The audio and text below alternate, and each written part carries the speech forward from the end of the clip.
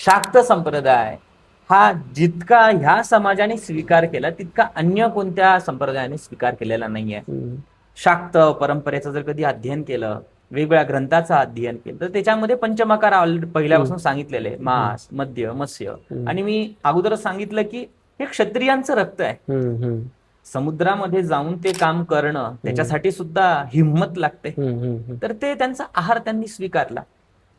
कौल ज्ञान निर्णय हा ग्रंथ आहे. मुख्य कोळी समाज हा कुळापासून आलेला आहे. तर वेगवेगळ्या कुल आणि अकुल म्हणजे शिव आणि शक्ती ह्या दोन प्रकारापासून हा संपूर्ण सृष्टी समुदाय तयार झाला. म्हणून तो कुल ह्या तंत्रापासून तो शब्द त्यांना मिळाला. त्या कुळात राहणारे हे लोक. आणि त्याच्यामध्ये तर पंचमकाराचं सेवन सांगितलेलं आहे.